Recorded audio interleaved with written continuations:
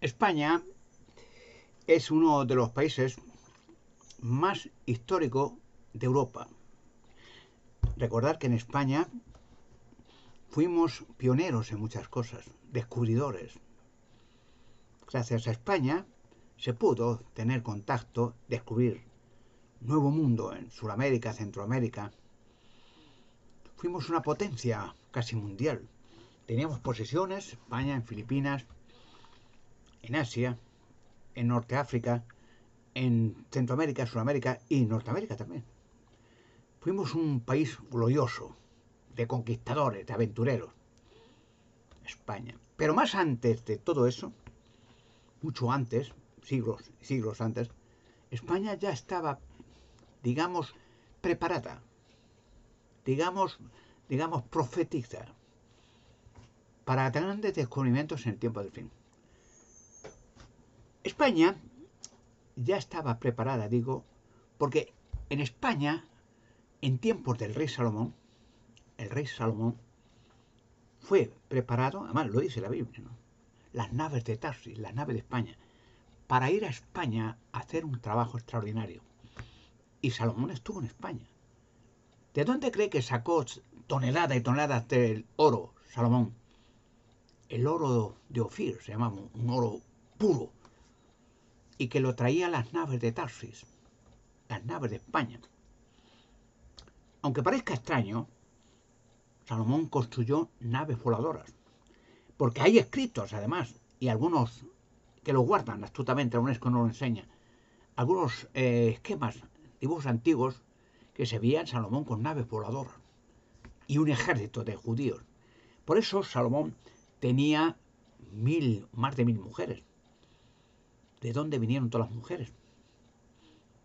Porque Salomón, en cada país que conquistaba, porque entonces Israel, entonces de Salomón, rey David, su padre, Israel era el pueblo de Dios y tenía en su posesión el objeto más santo y más espectacular de toda la historia del mundo, el Arca de la Alianza.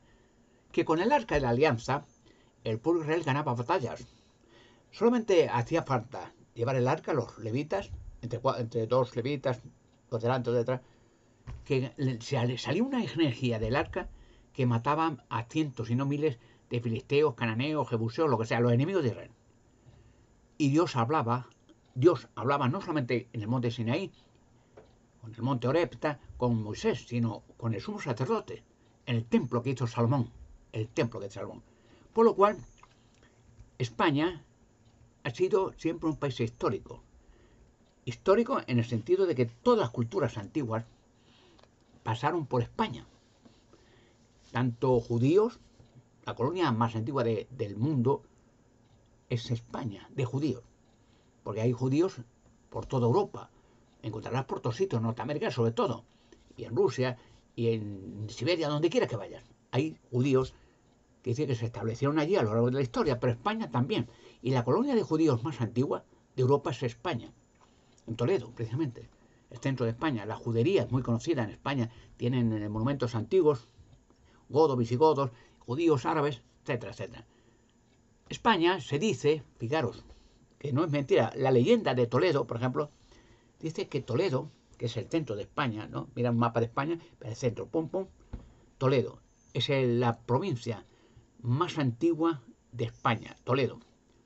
Dice que Toledo se mandó a fundar a Toledo después del diluvio de Noé, con un hijo de Noé y una mujer que se llevó consigo para fundar Toledo. Después del diluvio que quedaba todo el planeta en barro, no había nada. Había barro, ciudades sumergidas debajo del barro, bosques destruidos, en fin, fue un desastre. Salvo Noé y su familia y los animales y aves del arca, el mundo estaba desaparecido casi. Pero dice que desde el Arará, es la leyenda de Toledo, miren, se llevó, porque no podían venir andando del monte Ararat hacia Toledo, claro, ni en camello, claro.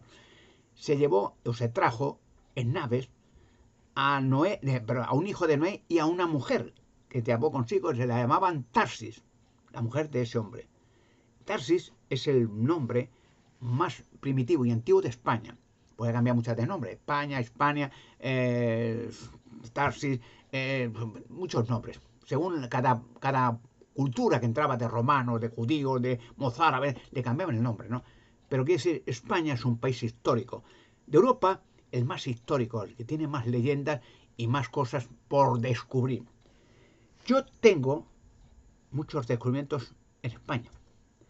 Esos descubrimientos son de una magnitud tan extraordinaria que España, aunque claro, toda Europa y todo debido a esta horrible guerra pues de Rusia, tal, pues ha sumido a Europa entera en una confrontación. Es decir, en la ayuda y apoyo muy bien de los países europeos para apoyar a Ucrania, esa nación invadida por un loco.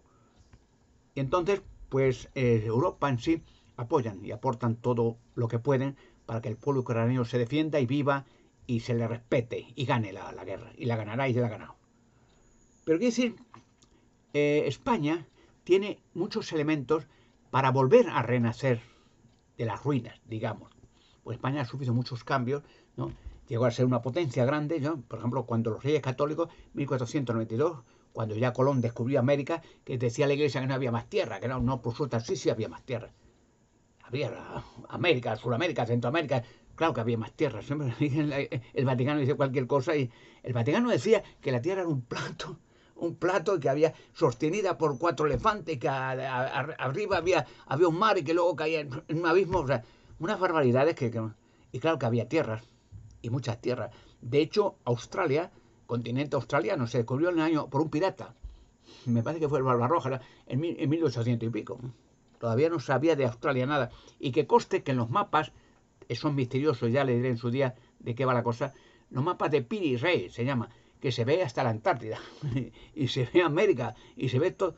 Pero bueno, si Piri Reis, un turco, creo que se llama, un comandante turco, dice, pero si entonces no se conocía América, ni se conocía Australia, y se ve incluso la Antártida, y se ve sin hielos.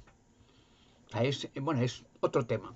Hay muchos descubrimientos que sacaré con la ayuda de Dios. Llevo muchos años detrás de ellos y los sacaré. Soy un hombre, como dice la Biblia, que si tú tienes fe, como un grano de mostaza, tú tienes fe. Cualquier cosa que digas, lo consigues. O sea, tú dices, tienes fe, dijo Jesucristo, con un grano de mostaza, muy pequeñito, una fe pequeña. Y tú dirás a esa montaña, álzate y échate al mar. Y te obedecerá la montaña. Tú tienes fe que la vas a mover. Y las montañas se elevarán al mar. Y que conste que en España sacaré algunas cosas en su momento, no quiero decir todo, de que sí se movió parte de una montaña y cayó al mar. Pero eso es otro tema. Pero ya la verán que sí, que no es casualidad la ciencia. Pero bueno, pues no despartirme. Hay muchos descubrimientos en España que van a causar una sensación a escala mundial. España, como todos los países, necesita apoyo financiero, necesita expansión, necesita prosperidad. Todos los países lo necesitan. Quiere decir, España, creo que es un señor Pedro Sánchez, un buen presidente. No estoy metiéndome en la política, tengo afecto o gran simpatía por cierto presidente. El presidente alemán, yo vivo en Alemania, soy hispano-alemán, presidente español, Pedro Sánchez, presidente, el señor Trump, que también es un tío aventurero, es justo el presidente que necesita Norteamérica, que es el campechano, el señor Trump, aventurero, es un tío de coraje, es un tío que dice lo que hace y lo que dice lo hace. O sea, un tío como puesto como que tiene que ser, presidente para un país tan poderoso como en América. Pero bueno, España llegó a ser una potencia grandiosa. En la Edad Media, pues, decir España, decía en tiempo del rey aquel Felipe II, del Escorial aquel, decía Felipe II el rey que en España no se ponía el sol. Bueno, puede pensar una persona, bueno, eso es una metáfora, ¿no? Que, pues es verdad. Y bueno, porque hay que pensar, no como un niño. Dice, ellos pensarían que el sol está aquí.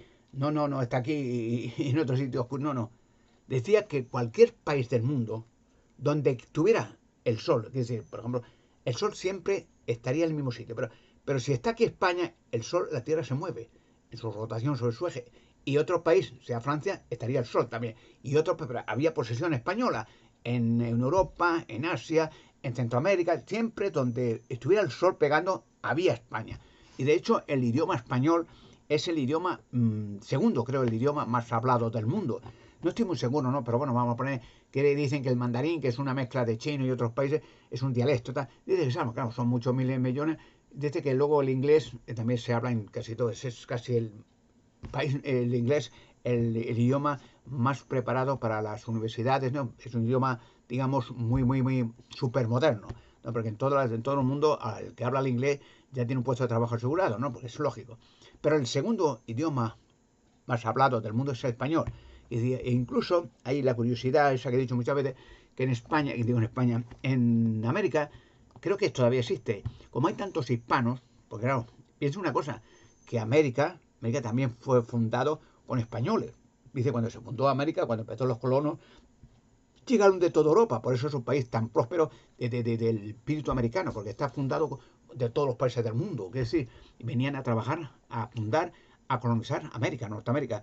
Decía que había panos a montones, y había gente de color, de raza, asiáticos, o sea, toda la flora innata del mundo vino a colonizar Norteamérica. Y de hecho, por eso se ha concebido que Norteamérica es un país, es el más poderoso del mundo. Y el país Norteamérica es un país de conquistadores también, un país de poderosos. Las guerras que han concebido los heroicos norteamericanos que han liberado a Alemania, que han liberado Vietnam, que han liberado, bueno, donde van, liberan, quiero decir. Pero España también, en su epopeya, en su historia, ha liberado mucha gente, ha conquistado tierra, ha llevado el idioma español, la cultura a muchos países del mundo. Claro que ha hecho estragos también, pero ¿quién no?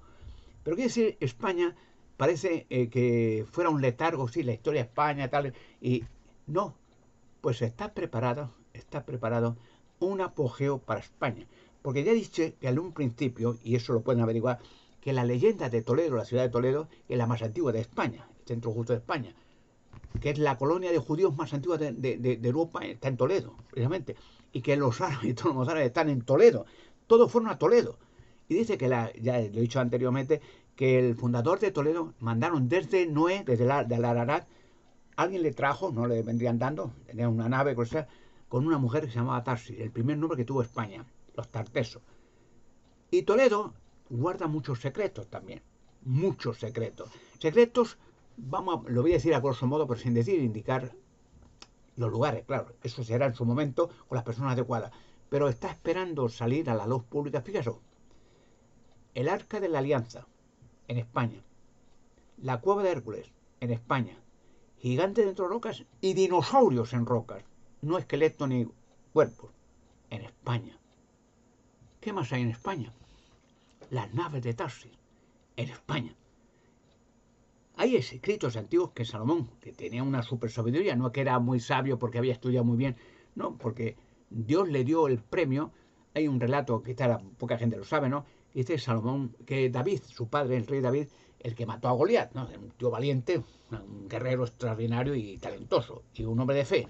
Y David dice que había un filisteo muy gigante, muy grande, llamaban Goliat, ¿no?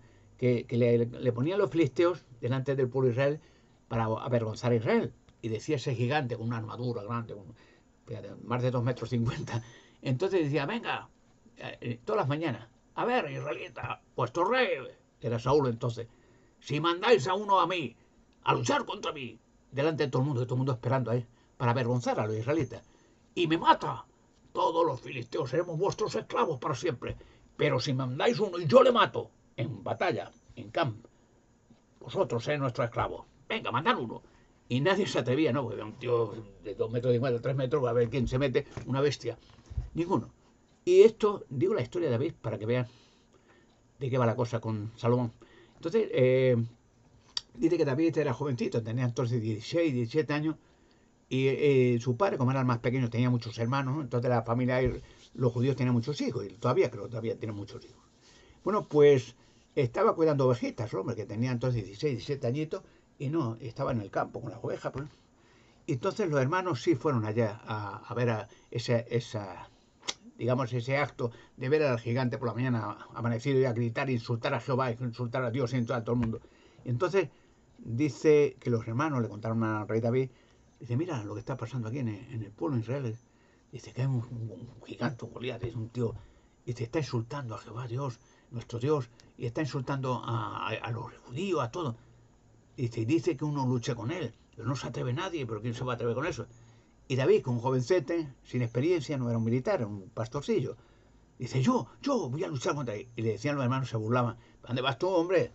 Los santos, si hay guerreros poderosos de Israel que no se atreven. Un tío como te va a 3 metros de ese tío con un soplo. No, pues yo lucho contra aunque muera. Yo, ese no insulta más a nuestro Dios, a Jehová Dios. No. Y entonces ya le convenció. Dice, bueno, venga, si tienes, ves, pero te coste que te va a matar. Que ese tío es una bestia. Ese tío en el momento que te ve se va a reír y te va a dar un mazazo y pues aunque muera, pero yo lucharé. Porque no ofende nadie a Dios. Y dice, Dante mía, y sigue vivo. Tan bueno, bueno, venga. Y fue a Saúl, le presentó los hermanos, mira aquí presentamos. Y Saúl le vio, Saúl era alto, el rey de Saúl, muy alto, más de 2 metros. Y le decía a David, ¿tú vas a luchar? ¿Tú tienes experiencia? No, no, no. Pero yo quiero luchar con este filisteo. Está insultando a nuestro Dios, a Jehová Dios. No le puedo, eso no hay que consentirlo. Dice, pero es que es muy grande. Dice, ¿quién se va a meter con él? Yo me meto. Pero tú tienes que saber luchar. No, no, no. Pero yo lucho con él. Bueno, bueno, venga. Pero te va a matar. Bueno, da igual, aunque yo muera, pero muero como un héroe, defendiendo el nombre de nuestro Dios. Bueno, bueno, bueno. Dice, dale, poned la armadura, venga. Y ya le dijeron a Goliat, ya va a salir uno, venga, traedla aquí. Y le pusieron la armadura y claro, era jovencete, sin experiencia, no militar. Y dice David, no, no, quítame esto, quítame esto. Pero hombre, ponte una armadura que por si te va a dar un... Ah, sin armadura, no me hace falta. Bueno, te encuentran, es que yo esto no lo manejo, yo no me veo muy pesado esto. Quiero libre, libre. Ven, ven, ¿qué? ¿Sabes manejar la espada? No. O el arco. No, no, no. Entonces, ¿qué? Dije que yo soy pastor. Yo manejo la onda. ¿La onda? Sí. Yo a las ovejas que se desperdician, que se van del rebaño, yo manejo mi lado. Tiene una piedra, la oveja lo presiente, que ve un pum, una pedra pequeña, y la oveja ya se da cuenta y va al rebaño. Esa es mi arma. Pero hombre, contra... pero es que además voy con él. Pero con el arma y con el nombre de Dios, Jehová Dios. Bueno, bueno. Si tú tienes fe, tú verás. Está bien, venga, prepararlo. Y ya fue también allí al campo de batalla, ¿no? Y estaba ya el Goliat riéndose, le veía un chico jovencete y el tío de casi 3 metros. Tú vienes a mí como yo era una oveja, como una cabra, con una piedra va. Ven aquí, te voy a matar, te voy a cortar la cabeza. Y David desde lejos de, uy, tu cabeza la voy a cortar yo, le decía David. Y las aves te van a comer los ojos. Pues venga, ven para acá. Y tal, empezó la batalla y el pobre David cogió 5 piedrecitas con la onda, que era muy experto, era un pastor así, ¡pum!, en toda la frente. Y el tío perdió el conocimiento abajo. Y llegó David corriendo, cogió su espada, le cortó la cabeza y claro, los filisteos, al ver aquella hazaña, cogieron miedo y dieron muerta atrás. Y todos los israelitas vieron que eso había sido un incentivo para que hacer valientes a todos los israelitas. Ahora contra los filisteos, venga, ahora es nuestro tiempo. Y ganar una gran batalla. David fue un rey, el más popular, que metió la pata como todo el mundo, ¿no? Pero bueno, no ese es el asunto. Fue un buen rey, talentoso, valiente y un hombre de fe. ¿Que metió la pata alguna vez? Sí. ¿Y quién no? Todo. Bueno, pues tuvo varias mujeres, creo que 6 o 7 mujeres. Y un hijo, uno entre los hijos, fue Salomón. Salomón no nació sabio, digamos, era un hijo de lo mucho que tuvo. Entonces dice que querían David construir un templo. Decía, David ya cuando le hicieron rey por aquella batalla se hizo muy popular. David ya va a todas las batallas, creció más, un par de años después, ¡pum!, y ganaba siempre. Pues la gente, las mujeres, todo el mundo veía a David como un héroe, un tío que de confianza, que se ponía al frente de las batallas y la lucha, él el cabeza. Y siempre ganaba batallas y ya le cogieron, fue muy famoso David, le cogieron miedo a los filisteos y los canarios, todo aquello. Todo el mundo le veía a David, hostia, que viene. Y nació Salomón. Bien. Y David, estoy hablando de los documentos que voy a sacar en España, de uno de ellos. Entonces dice que David se quedó pensativo una mañana, ya era rey, y ya veía que ya le quería a todo el mundo, y el rey de Saúl también le apreciaba mucho. Decía, un héroe, tenemos un héroe aquí, es un hombre sobrenatural. Y era jovencito, entonces tenía 19, 20 años cuando ya fue rey. Y entonces dice David, mire, yo pienso una cosa, es que me siento mal, dice, porque yo, un hombre, un pastor de nada, dice, y Dios me ha dado ganar la batalla y le agradezco mucho, pero ¿cómo yo puedo vivir en un castillo que estoy viviendo tan bien? Y el arca de la alianza, que entonces el arca de la alianza era, digamos, el instrumento, vamos a llamarlo de una manera moderna, un receptor transmisor, que es decir, que con el arca de la alianza Dios hablaba con el sumo sacerdote. Entonces, y el arca de la alianza que había hecho Moisés en el monte Sinaí, Entonces la llevaban en una tienda de campaña. La tenían en una lona tapada que no la viera nadie, no la podía ver. Solamente sabían que estaba el arca porque la llevaban los levitas con dos varales, dos levitas delante, dos detrás, y la gente mira el arca, la alianza, pero tenía una lona azul. El que la viera moría, el que la tocaba moría. Ni el sumo sacerdote no podía tocarla. Entonces era, cuando le llevaban en una tienda de campaña, entonces el sumo sacerdote y llegaba a la tienda de campaña y Dios le daba instrucciones, oía la voz de Dios. Mira, haz esto, dile al pueblo de Israel que tienen que hacer esto tal, que hagan unas zonas allí tal, por las batallas, por esto, directrices para el pueblo. Para el pueblo se iba haciendo cada vez más extenso y para hacer el territorio, las batallas, los edificios, etcétera. Señales y cosas. Entonces, David era un hombre de verdad talentoso y aparte de eso, pues era noble.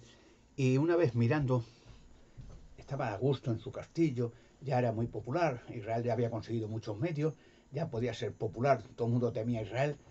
Y David pensó una vez, bueno, ¿y yo qué hago yo aquí?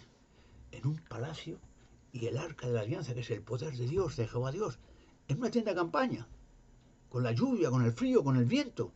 Esto no es normal. Y yo un pobre hombre, un mortal de nada, en un palacio, con visillos de seda, con saunas, con buena comida. No, no. Y fue al sumo sacerdote y dice, mira, yo quiero hacer un templo para el arca. Hombre, buena idea, tal.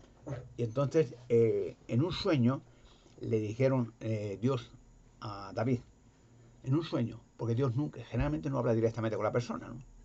Habló con Moisés, pero también no lo vio directamente, se oía la voz en el monte Sinai. Y entonces dice que en un sueño a David le dijo, mira David, me alegra mucho que tengas esos buenos deseos de hacer el templo. Sí, muy bien, pero una cosa, David, tú eres un hombre de batallas, de guerras. O sea, que quiere decir, era un ejemplo para que el pueblo de Israel tuviera a la cabeza siempre el comandante mayor, David, el rey David, como ejemplo. La gente veía a David y ya se ponía valiente todo el mundo, iba a la batalla contra los enemigos de Israel. Dice, pero tú no vas a ir, no hagas el templo. Que lo haga tu hijo, Salomón. Bien, de acuerdo. Y se lo dijo a Salomón, mira hijo, que he tenido un sueño, que Dios, Jehová Dios, me ha dicho que yo quería hacer el templo para tener el arca. No llevamos el arca en una tienda de campaña, cuando llueve, cuando nieva, cuando hace frío, el viento, la arena. Y yo en un templo, en un palacio de joyas y el arca en una montaña. Dice, bueno, pero me ha dicho Dios que lo hagas tú. Ah, muy bien, muy bien. Bueno, le hago yo. Salomón ya era mayorcete, claro. Entonces, bien. Entonces empezó la edificación del templo. Y la cuestión es que el templo que fuera fantástico, era algo para Jehová Dios. Y si Dios da lo mejor, que sea para Dios lo mejor. Piedras labradas muy bien, chapado en oro por dentro, unas columnas, en fin, fantástico. Las piedras decía que el templo de Salomón no se pulían, no dentro del templo, fuera, a la medida. Que eran exacto, nada de coger las piedras dentro del templo, pon a picarla, llena de polvo, no. Y se ponían piedra por piedra a la perfección. Columnas estupendas, el suelo, en fin, con ladrillos brillantes, de maravilla. Y un santuario, es decir, era ya el final, con una habitación con visillos blancos de seda, el arca de la alianza. Entonces el sumo sacerdote entraba, creo, una vez al año, una hora, y tenía que llevar el sumo sacerdote que tenía unas campanitas. Tenía que tener unas campanitas para que, si entrar en donde estaba el arca, no tenía que entrar de sorpresa, no entrar allí y entrar a abrir ese visillo, entrar, sino que tenía Dios que escuchar que alguien viene. Entonces los sumos sacerdotes tenían una campanita, y van dando por el pasillo hacia donde estaba la habitación con el visillo y se oía el tintineo de los claveles, de los cascabeles. Bueno, y entraba, y Dios le daba directrices. Bueno, pues Salomón hizo el templo. Tardó 6 años y medio, 7 años, pero todo Israel trabajando, pusieron el dinero que haga falta, chapado en oro todo, con maderas de olorosas en las vigas, maderas de pino, de esa que dan buen olor, en fin, todo el mundo colaborando, un templo fantástico. Y ya digo, chapado en oro y todo. Las paredes no eran visillo, ni era material, ni yeso, oro. Muy bien, todo brillante. Y el arca. Y el Dios hablaba con el sumo sacerdote una vez al año, una hora, y le daba directrices. Pero al asunto, cuando terminó el templo, Salomón tuvo un sueño, igual. Siempre Dios hablaba con muchos profetas en los sueños, con Jacob, con todo, en sueño. porque es difícil hablar con Dios. Imagínese el que ha hecho el universo, los millones de galaxias, hablar con él directamente, no puede. Si solamente tú miras al sol un día de verano, de media hora fijamente y te queman los ojos. Imagínate el que ha hecho un universo de billones de soles. Pero bueno, tuvo un sueño Salomón. En el sueño, pues Dios le habló con él. Un sueño sí, el sueño es una, digamos, unas imágenes que no son translucientes, sino son en el cerebro, se marca como una acción, digamos, humana, pero imaginaria. Entonces Dios habló con Salomón. Mira, Salomón, me alegro que hayas hecho el templo, muy bien, muy bonito, es una obra de arte, muy bien. Una cosa, Salomón, dime una cosa, quiero premiarte con ello. Y tú, vamos, te voy a poner una cosa. Me gusta mucho la obra que has hecho, muy bien. Dime una cosa, ¿qué quieres que te pegue? ¿Qué quieres que te premie? Quiero premiarte. Que te dé mucho dinero, muchos joyas, mucho economía. Que te dé grandes éxitos en batallas, en las guerras, o que te dé largos años de vida. O que te dé, no sé, mucho poder, muchas riquezas, muchas... ¿Qué quieres? Y entonces Salomón, con su sabiduría, estaba en un sueño, claro. Dice, mira, Señor Jehová, dice, te agradezco todo lo que me ofreces. Está muy bien. No merezco yo eso, pero sí te voy a pedir una cosa. Dime.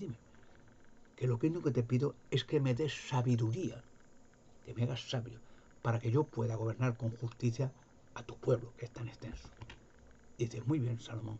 Pues porque me has pedido solamente eso, y no me has pedido riquezas o poder o largos años de vida, te voy a dar lo demás, más sabiduría, vas a ser el más sabio. Y fue el más sabio de todos los reyes de la tierra. Dicen las escrituras, incluso, y no tenemos escrito antiguo, que venían de toda la tierra a ver la sabiduría de Salomón. No de una parte de la tierra, de todo el planeta.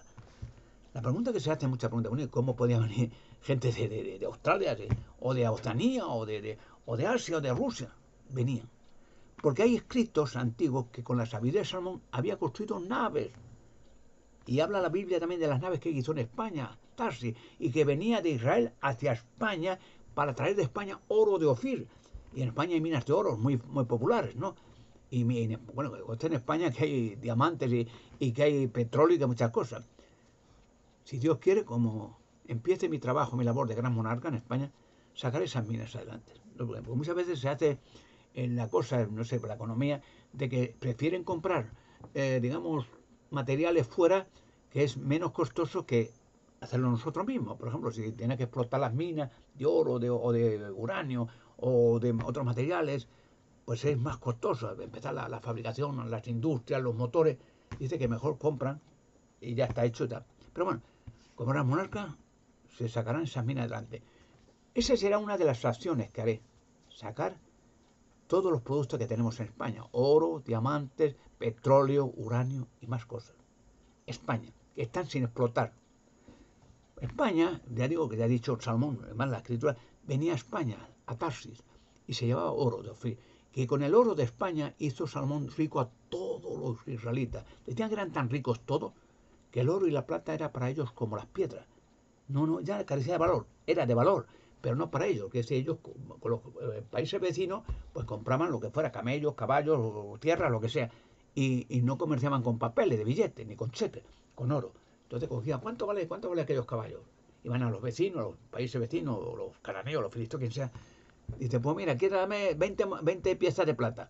Y cogía unas pesitas, unas balanzas, venga, una, dos, tres, 20. ¿Vale? Vale. Pss, la metía, venga, los caballos. Entonces comerciaban. Y decía que hizo rico a todos los israelitas. Todos eran israelitas. Todos eran ricos. Dice que era el oro y la plata era como las piedras. Ya no tenía para ellos valor. Porque Salomón los trajo tantas riquezas. Y de España, de Tarsis, que por cierto, dice que Salomón había construido naves, las naves de Tarsis, una vida que Dios le dio, para ir a todo el mundo, ver la tierra. Y bueno, eso ya lo diré en otro. ¿De dónde sacó los mapas? Salomón. Pero bueno, otro tema. Y dice que iba a todos los. Y de todas las tierras estaba el anuncio, porque Salomón entonces era el rey de Israel, que era el representante de Dios en la tierra.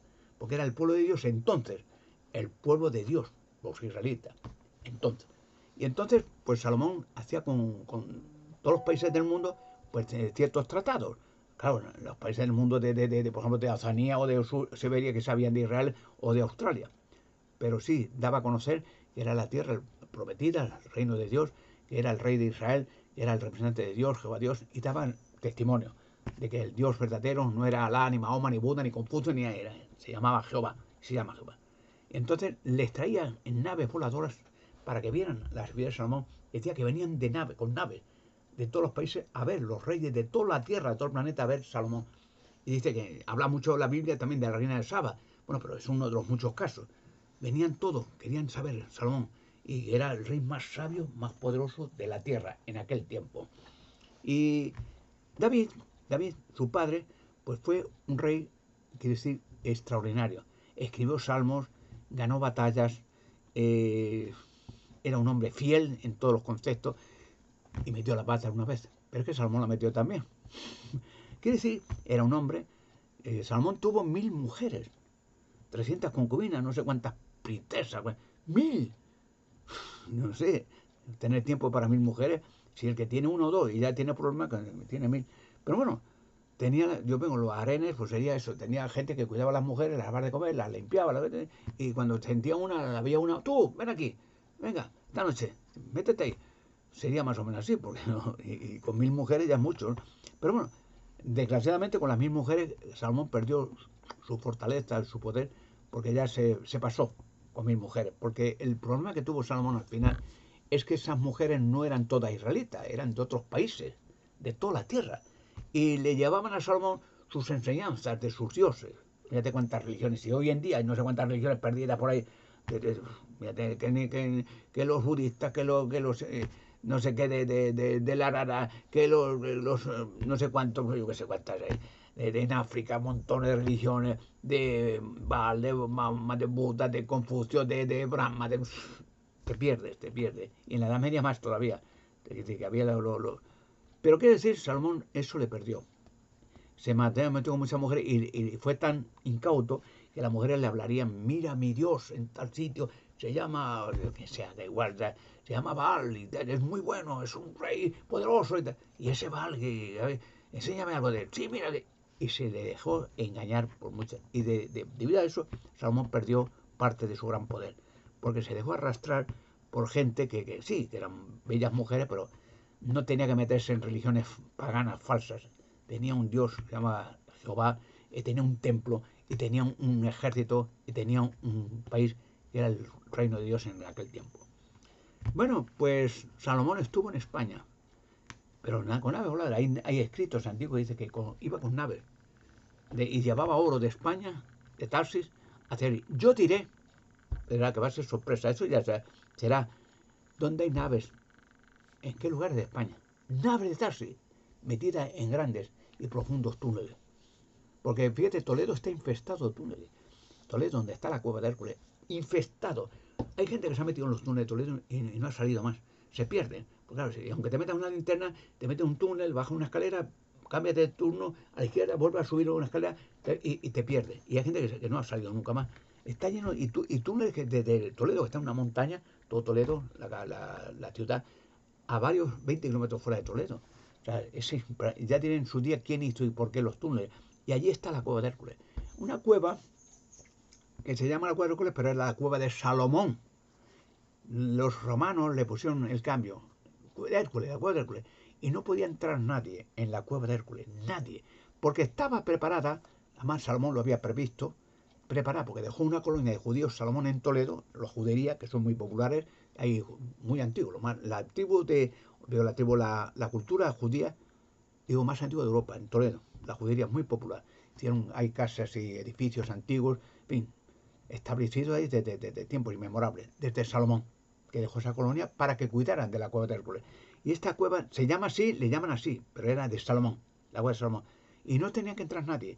Sencillamente los reyes que estaban en Toledo tenían que poner en el portalón grande un candadito. No el rey, bueno, el rey tenía que tener su cerrajero, venga, pon un candado que, media hora después, ¡pum!, a casa. No tenía que entrar nadie, porque si alguien entraba que no fuera la persona que Dios habría escogido en su momento, España se perdería 700 años.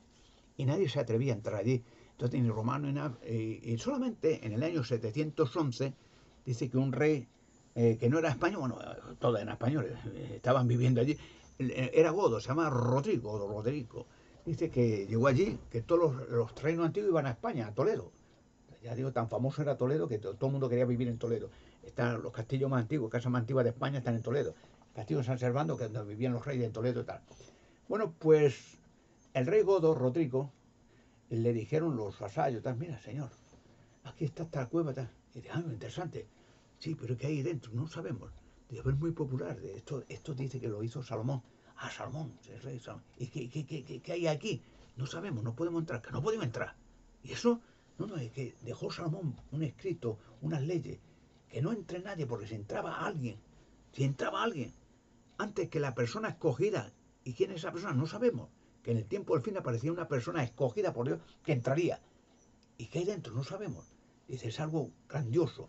Dice, lo dejó Salomón. Y si alguien entraba antes de tiempo que no fuera la persona que Dios había dicho, que aparecerá en el tiempo del fin, España sería invadida por árabes de Marruecos, de 700 años.